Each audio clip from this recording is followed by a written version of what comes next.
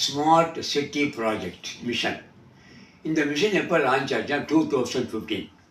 இதுக்கு 100 சிட்டிஸ் வந்து smart city projects allot பண்ணாங்க.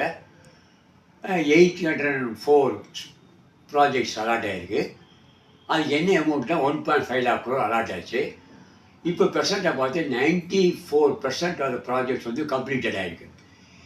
இப்போ என்ன ரிப்போர்ட் ரிலீஸ் ஆகுதுன்னா, top 10 states with highest number of projects completed அந்த லிஸ்ட்டு ரிலீஸ் ஆகிருக்கு. அதில் நம்பர் 1 இருக்குது தமிழ்நாடு. தமிழ்நாடு தான் first rank. 12 smart city project.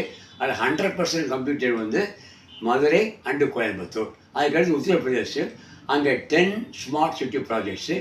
அங்கே வந்து கம்ப்ளீட் ஆனவர் வந்து ஃபுல் ஃபண்ட் யூட்டிலைஸ் பண்ணி கவர்னன்ஸ் மேனேஜ்மெண்ட் நடந்துகிட்டு இருக்குது. அடுத்து வந்து மகாராஷ்டிரா.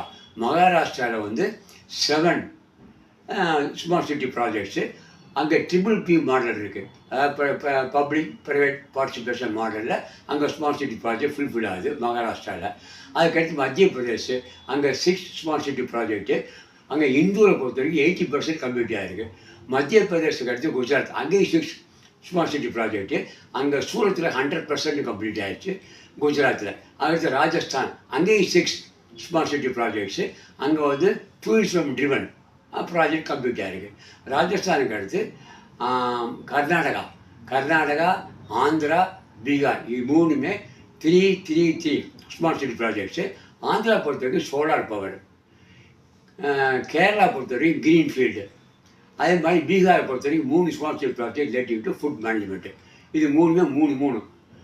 அதாவது Andhra, Kerala and Bihar 3 smart city project. Karnataka மட்டும் 6 smart city project. See you.